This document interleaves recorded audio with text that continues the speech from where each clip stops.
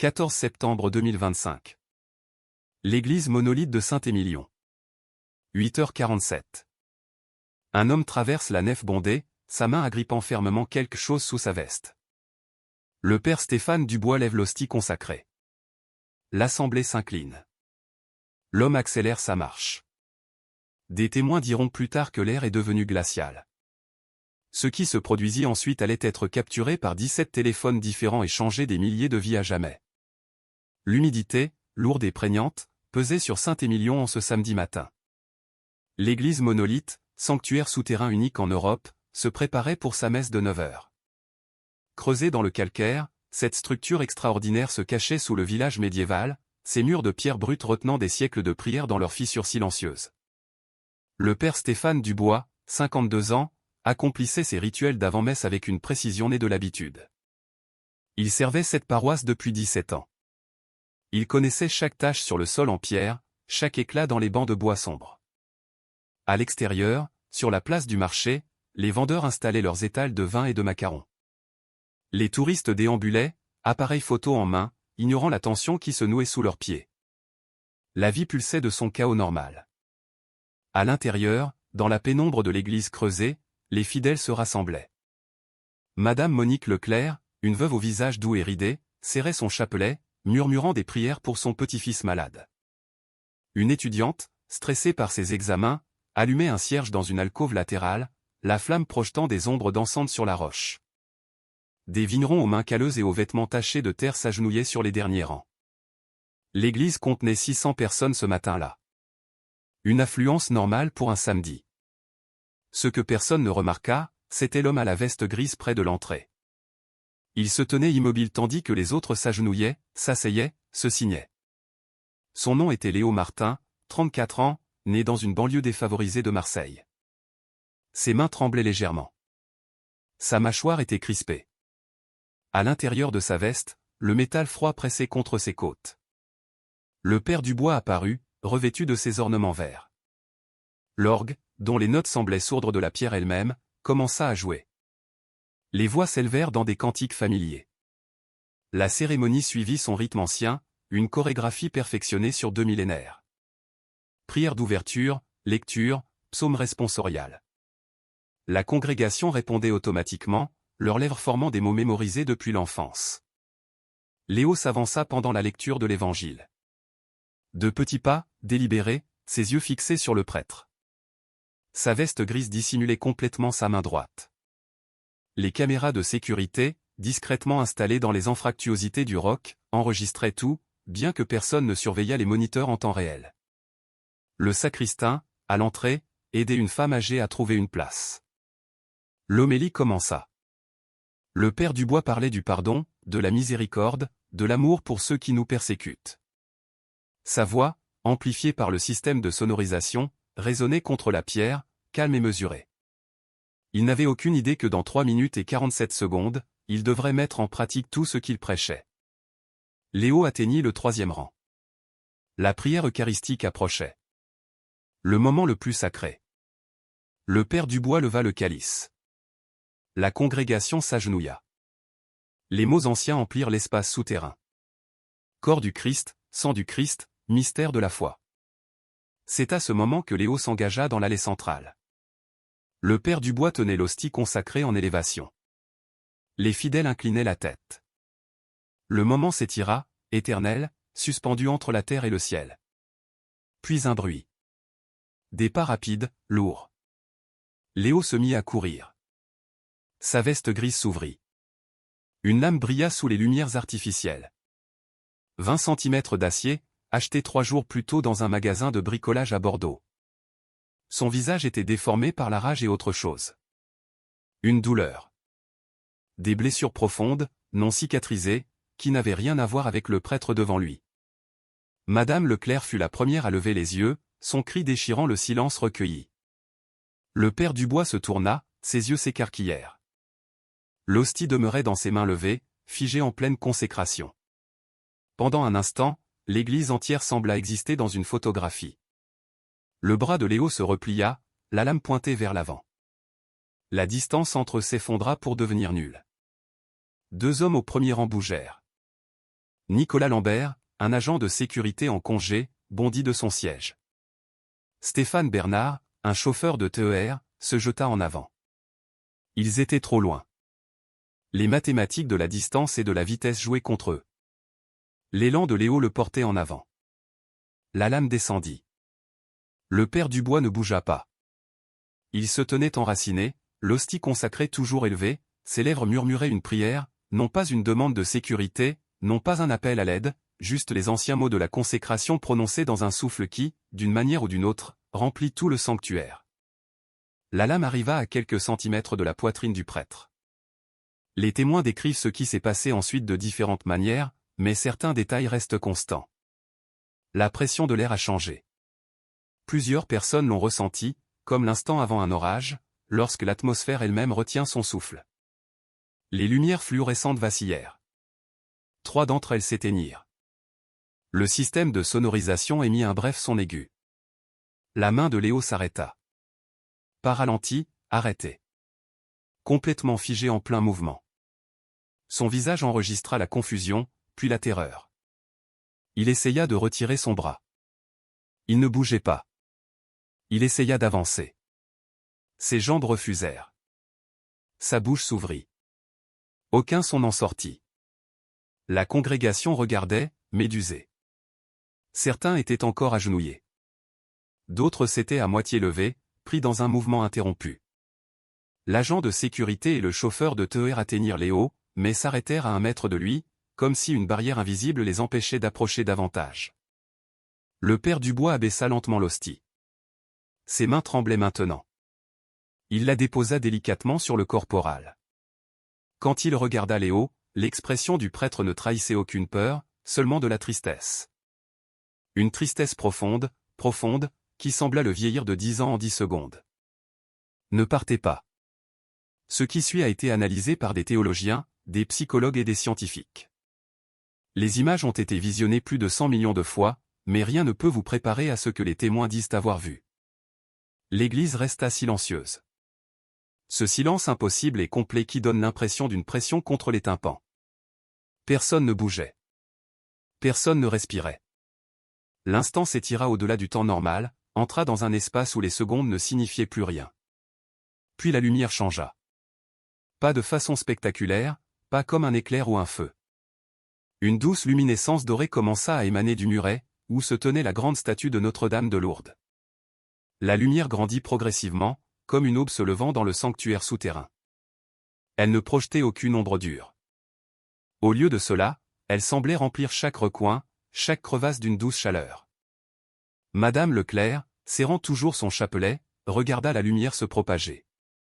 Plus tard, elle dirait aux journalistes qu'elle la sentait vivante, non pas comme l'électricité ou la flamme, mais organique, respirante, consciente. La lumière toucha son visage. Elle sentit des larmes couler sur ses joues, bien qu'elle ne se souvienne pas avoir commencé à pleurer. Léo restait figé. La lame était toujours suspendue dans les airs, incroyablement immobile. Ses yeux s'agitaient frénétiquement. La sueur coulait sur son visage. Les veines de son cou ressortaient comme des cordes. Il essayait de bouger, essayait de toutes ses forces. Son corps refusait d'obéir. La lumière dorée se concentra près de la statue. L'air scintilla. Les lois de la physique s'effondrèrent. Plusieurs caméras capturèrent le phénomène sous différents angles, bien que plus tard, les experts débattraient de ce que les images montraient réellement. Certains invoquèrent des reflets de lentilles, d'autres des effets atmosphériques. Personne ne pouvait expliquer la cohérence entre 17 appareils différents. Le père Dubois tomba à genoux, non de peur, mais en reconnaissance. Ses lèvres bougeaient rapidement. Des prières jaillissaient en latin, en français, en basque, se mélangeant en un flot de dévotion. Ses mains se joignirent. Des larmes coulaient sur son visage, disparaissant dans sa barbe grise. L'étudiante qui avait allumé un cierge plus tôt se sentit obligée d'enregistrer. La caméra de son téléphone s'activa. Elle le tint avec des mains tremblantes, capturant ce qui allait devenir la séquence religieuse la plus visionnée depuis les apparitions de Zeytoun. Sa perspective montrait quelque chose que les caméras de sécurité avaient manqué. La lumière ne venait pas de derrière la statue. Elle venait à travers elle. Les frontières entre le normal et le miraculeux s'estompèrent. La lumière dorée s'intensifia sans devenir aveuglante. Elle remplit le sanctuaire comme un liquide, se déversant dans chaque espace, touchant chaque personne. La température chuta de 10 degrés en 30 secondes. Plusieurs thermomètres le documentèrent. La buée devint visible dans l'air tempéré du chai. La statue de Notre-Dame de Lourdes mesurait 2,50 m, sculptée dans un plâtre pâle, peinte dans le bleu et le blanc traditionnel. Elle occupait cet endroit depuis 147 ans. D'innombrables prières avaient été offertes devant elle. Des milliers de cierges avaient été allumés à sa base. Maintenant, quelque chose se produisit qui violait toutes les lois naturelles. La statue bougea. Pas mécaniquement, pas comme du plâtre qui se fissure ou de la peinture qui s'écaille. La figure elle-même devint fluide. Les traits sculptés s'adoucirent. Les yeux peints clignèrent. Les mains de plâtre, jointes en une prière éternelle, s'ouvrirent lentement. Le manteau bleu ondula comme s'il était pris dans une brise que personne d'autre ne pouvait sentir. Nicolas Lambert, l'agent de sécurité, témoigna plus tard avoir entendu des chants. Des voix de femmes, des dizaines d'entre elles, bien que son enregistrement audio n'ait capturé que le silence. Madame Leclerc n'entendit rien mais ressentit une paix immense, comme être enveloppée dans des couvertures chaudes quand elle était enfant. L'étudiante entendit la voix de sa grand-mère l'appeler par son nom, bien que sa grand-mère soit décédée 3 ans plus tôt. Chaque personne vécut quelque chose de personnel, de spécifique à ses propres blessures, à ses propres besoins, mais tout le monde vit le même phénomène physique. La statue se transforma. Le plâtre devint chair. La peinture devint peau. Les yeux qui avaient regardé fixement pendant plus d'un siècle les regardèrent soudain, les virent réellement, les connurent. La figure descendit du piédestal. Stéphane Bernard, le chauffeur de TER, s'effondra. Ses jambes cédèrent tout simplement. Il s'agenouilla sur le sol de pierre, le front pressé contre la roche froide, les épaules secouées de sanglots. Autour de l'église, des réactions similaires se propagèrent. Les gens tombèrent à genoux. Des chapelets cliquetèrent contre les bancs. Le son des pleurs remplit l'espace. La figure se déplaça vers les hauts, pas exactement en marchant, mais en glissant, flottant, défiant la gravité de la même manière qu'elle défiait l'explication rationnelle. La lumière dorée se déplaçait avec elle, l'entourant comme une aura. Ses traits restaient doux, compatissants, sans colère, sans jugement, seulement une tristesse infinie et un amour infini existant simultanément. Le corps figé de Léo se mit à trembler. Pas tout son corps, juste des tremblements, commençant dans ses mains, se propageant dans ses bras. Son visage se crispa. La lame dans sa main vibra. Le métal chanta une note aiguë et mince qui perça les pleurs et les prières. Sa bouche s'ouvrit dans un cri silencieux. Le père Dubois observait depuis ses genoux. Sa formation de prêtre, ses diplômes en théologie, ses 17 années de service l'avaient préparé à beaucoup de choses. Pas à ça, jamais à ça. Il se surprit à prier comme il ne l'avait pas fait depuis le séminaire. Des prières brutes, désespérées, complètement honnêtes, dépouillées de toute formalité et prétention. La figure se tenait devant Léo. Sa taille égalait la sienne, bien qu'elle ait mesuré 2,50 m quelques instants auparavant. Elle tendit la main vers son visage. Sa main se déplaça lentement, délibérément. Le temps lui-même semblait résister à son passage, créant des distorsions visibles dans l'air. Quand ses doigts touchèrent la joue de Léo, il convulsa.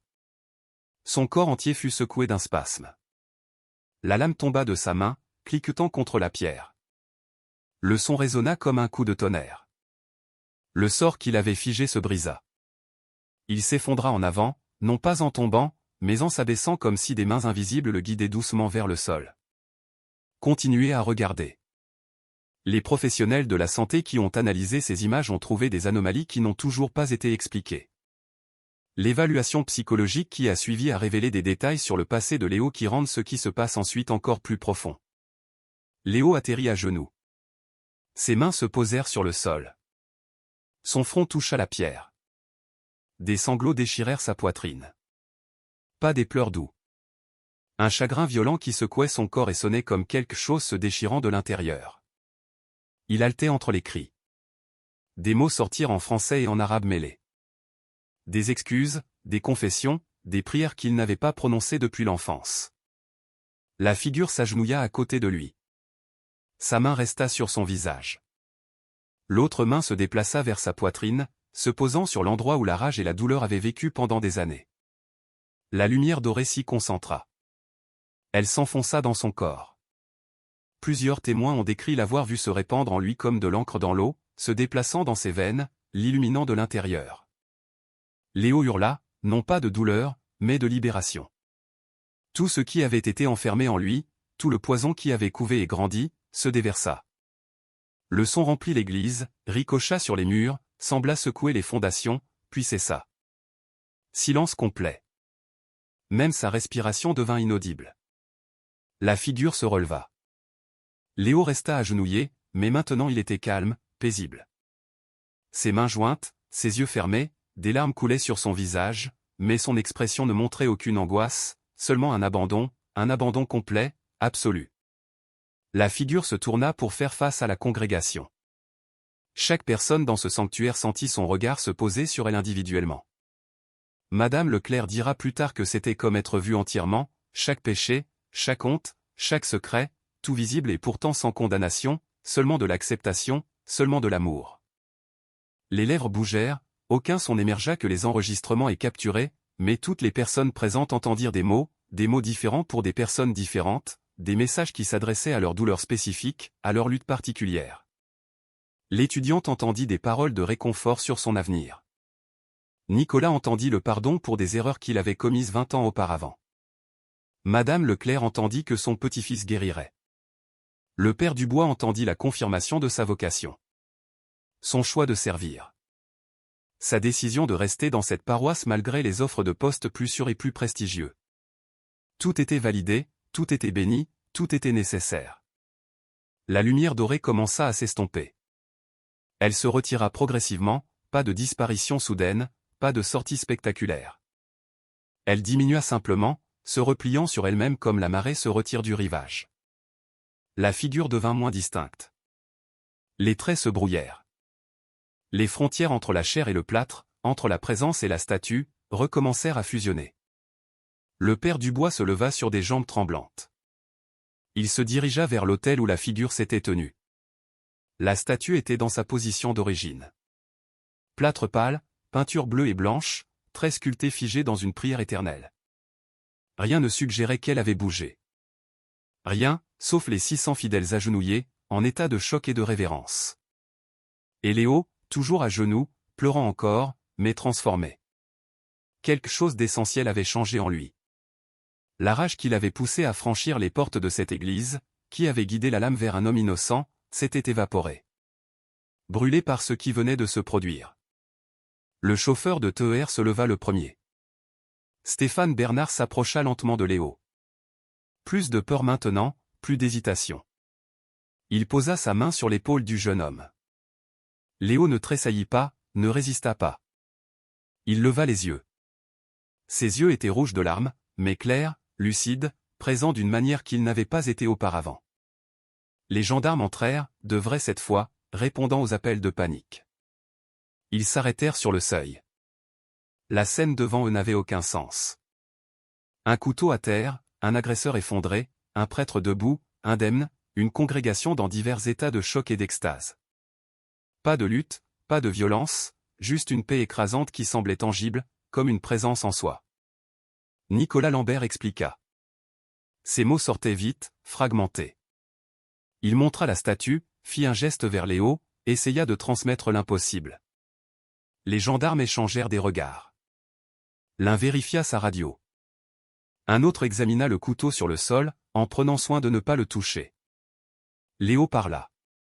Ses premiers mots depuis que la lame était tombée. Dans un français hésitant mêlé d'arabe, il demanda pardon.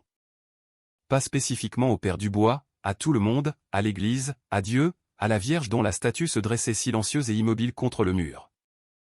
Les mots venaient d'un endroit au-delà de la pensée. De l'émotion pure rendue verbale. Le père Dubois s'agenouilla à côté de lui.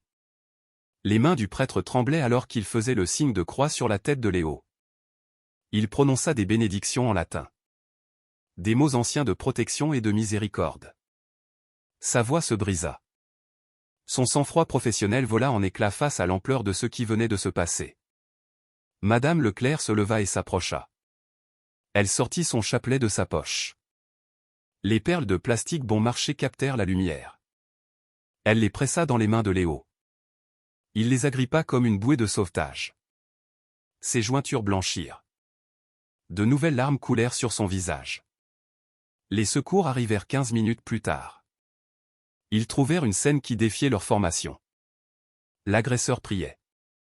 La victime le bénissait. Les témoins pleuraient et louaient Dieu simultanément. Les images de sécurité montraient quelque chose d'impossible. Plusieurs angles, plusieurs caméras, capturant tous les mêmes phénomènes inexplicables. Le capitaine de gendarmerie Éric Fournier prit les dépositions. 600 personnes, 600 versions de la même histoire. Des détails mineurs variaient. Certains avaient vu une lumière bleue, d'autres dorée. Certains avaient entendu des chants, d'autres le silence. Mais le récit de base restait cohérent. La statue a bougé, la lumière est apparue.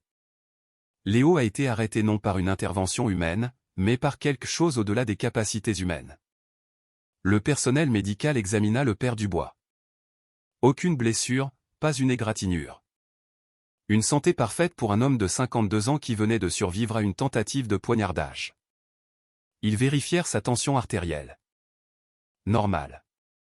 Son pouls, élevé mais stable. Son état mental, secoué mais cohérent. Ils ne trouvèrent rien à soigner. Léo subit une évaluation psychologique sur place. Le docteur Chloé Leroy, une psychologue d'urgence, tenta d'évaluer son état mental. Il répondit clairement à ces questions. Oui, il avait eu l'intention d'être violent. Oui, il savait que c'était mal. Oui, quelque chose l'avait arrêté.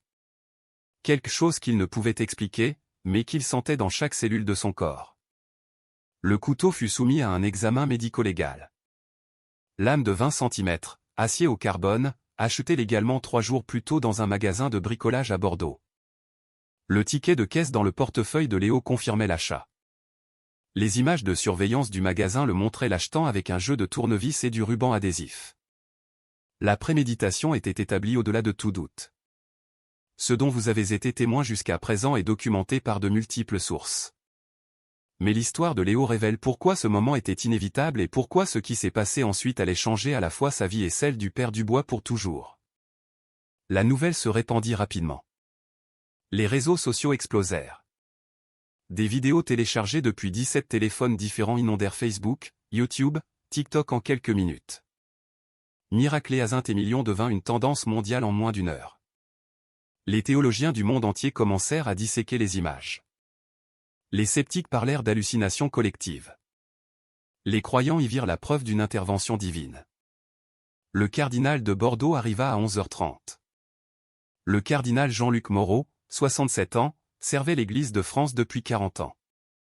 Il avait vu la foi et le doute, des miracles prétendus et démystifiés, une dévotion authentique et simulée. Rien dans son expérience ne le préparait à la cohérence de ses témoignages. Il interrogea les témoins individuellement, en commençant par le père Dubois. Le récit du prêtre resta constant, détaillé, spécifique. Pas d'embellissement, pas d'ajout dramatique. Juste ce qui s'était passé, rapporté avec la précision de quelqu'un qui savait qu'il avait l'air fou, mais qui ne pouvait nier ce dont il avait été témoin. Madame Leclerc raconta son histoire à travers ses larmes. L'étudiante montra les images de son téléphone, ses mains tremblant encore. Nicolas Lambert décrivit les changements atmosphériques avec l'attention aux détails d'un professionnel de la sécurité. Stéphane Bernard parla de la paix qui avait rempli l'église, du sentiment de présence qui ne pouvait être photographié mais qui était plus réel que tout ce qui était visible. Le cardinal interrogea Léo en dernier. Ils s'assirent dans une chapelle latérale, juste tous les deux. Le jeune homme parla pendant 40 minutes d'affilée. Son enfance dans une banlieue défavorisée de Marseille, les difficultés de sa famille, la violence dont il avait été témoin, la propagande qu'il avait consommée, la colère qui avait grandi comme un cancer, la rage qui l'avait amené à cette église avec une lame et l'intention de tuer. Et puis le moment, l'arrêt, la lumière, le contact sur son visage, le sentiment d'être connu entièrement et aimé malgré tout. Le poison qui se drainait, la paix qui l'inondait. Tout cela impossible. Tout cela indéniable. Le cardinal Moreau écouta. Son esprit de théologien formé analysa les possibilités. L'illusion de masse semblait improbable avec 600 témoignages cohérents. La technologie pouvait expliquer les effets de lumière, mais pas la suspension de la lame en l'air. La psychologie pouvait expliquer les transformations émotionnelles, mais pas une restructuration complète de la personnalité en quelques secondes. Il prit des décisions préliminaires. L'église serait fermée pour enquête. La statue serait examinée par des experts. Tous les témoins subiraient des entretiens approfondis. Le père Dubois recevrait un soutien psychologique. Léo ferait face à la justice, mais avec le soutien de l'Église. Et le Vatican serait informé immédiatement. Le 15 septembre se leva gris. Saint-Émilion se réveilla avec des titres dominant tous les médias. BFM TV, France 24, Le Figaro, CNews. Les images passaient en boucle. Le monde se divisa instantanément entre croyants et sceptiques. L'église monolithe resta fermée. Du ruban de la gendarmerie barrait l'entrée, mais les foules se rassemblaient quand même. Des milliers de personnes se tenaient dehors, priant le chapelet, chantant des hymnes, tenant des bougies. À l'intérieur, les équipes de la police scientifique travaillaient. Le docteur Nicolas Durand, de l'Université de Bordeaux, dirigeait l'enquête. Il examina la statue avec des spectromètres et de la lumière ultraviolette.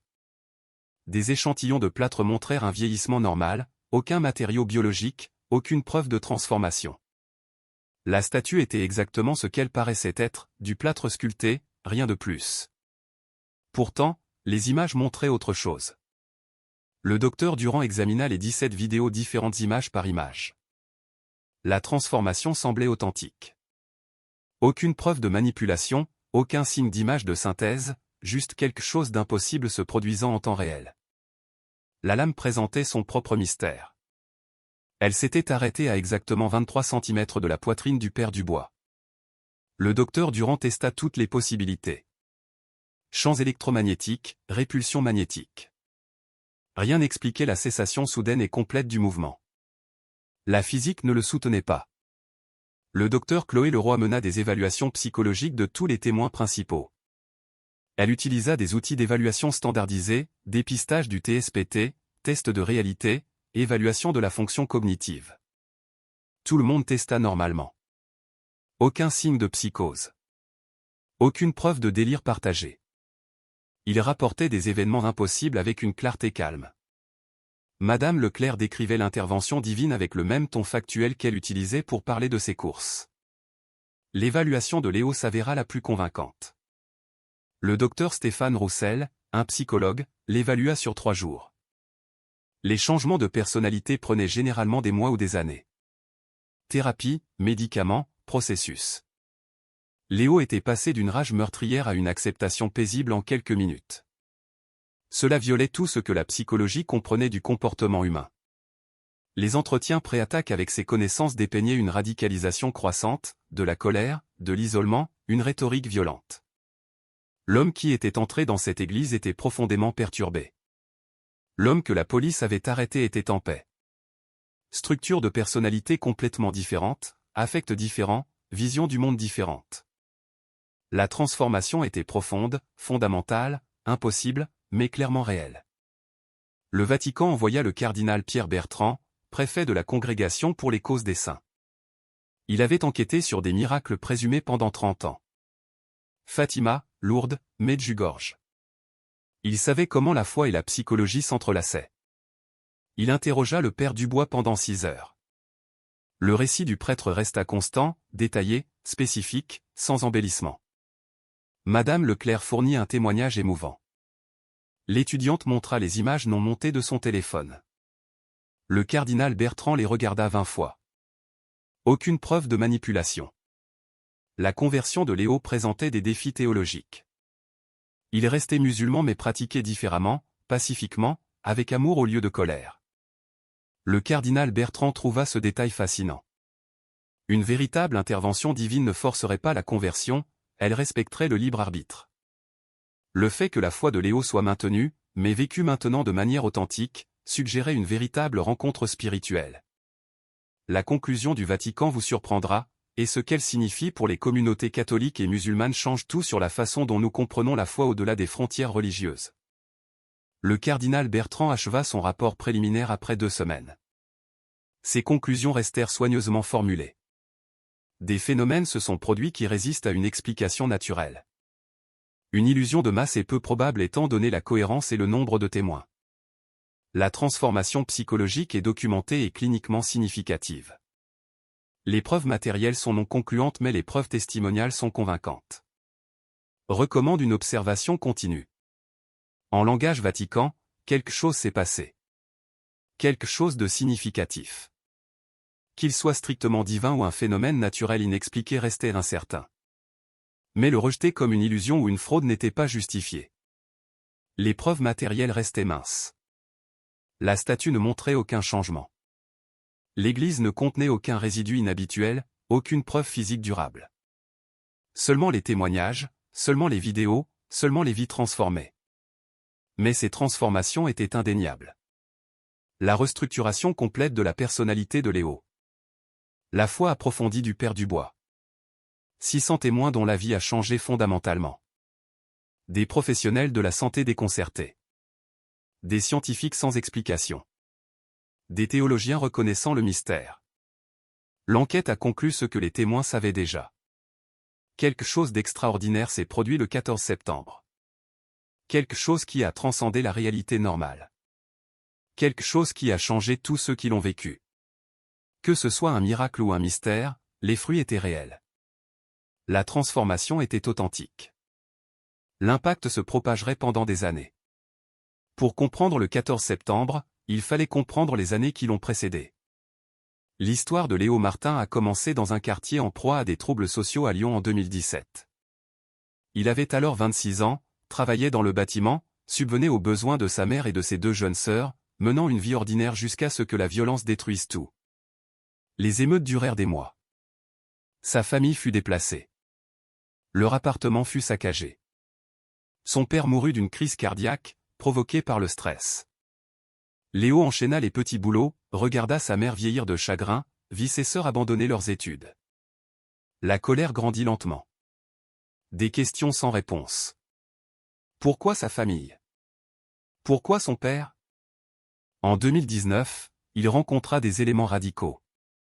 Ils offraient des réponses simples, armaient sa douleur, transformaient le chagrin en haine à travers des vidéos de propagande ne montrant que la violence contre les musulmans, que l'injustice, que des raisons de se venger. Léo absorba tout, laissa cela remplir le vide. Il déménagea à Marseille en 2022.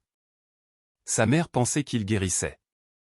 Elle ne voyait pas les vidéos qu'il regardait la nuit.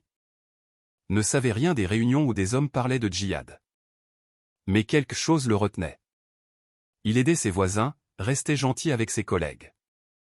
La guerre dans son âme ne s'est jamais résolue jusqu'en septembre 2025. Sa sœur Manon fut humiliée dans un centre commercial parce qu'elle portait un hijab. Quand elle appela en pleurant, quelque chose en lui se brisa. Il acheta le couteau. Le 11 septembre, il choisit l'église monolithe de Saint-Émilion, passa 3 jours à se préparer. Le matin du 14 septembre, il prend le TER vers sa cible. Puis vint le moment, l'arrêt, la lumière, le contact sur son visage. Tout vola en éclats. L'idéologie s'effondra. La rage s'évapora. La figure ne montrait que de l'amour.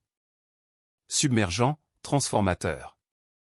Il brûla le poison sans détruire la personne. Sa confession vint facilement. Il reconnut tout, la planification, le couteau, la tentative de meurtre, mais aussi l'intervention. Sa famille arriva le 16 septembre. Sa mère le trouva en paix.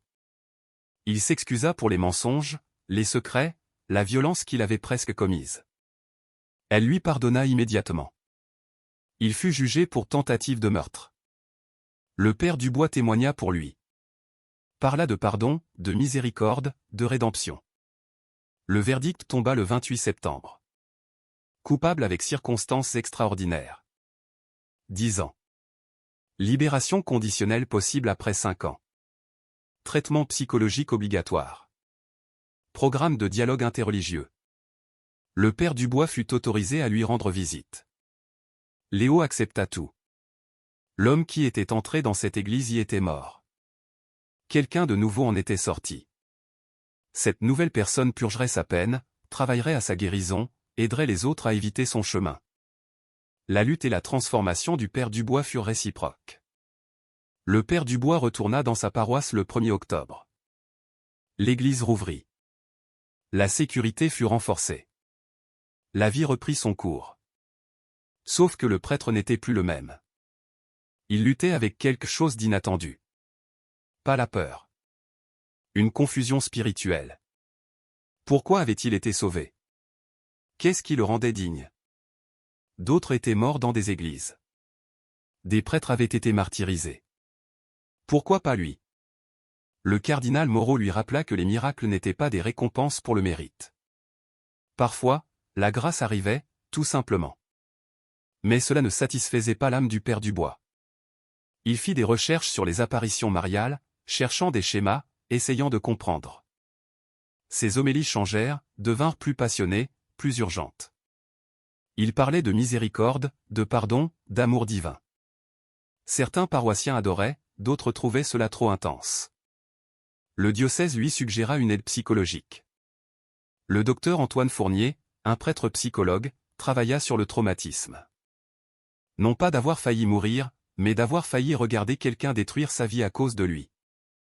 Léo avait porté la rage, mais le père Dubois représentait quelque chose pour lui, une cible, un symbole.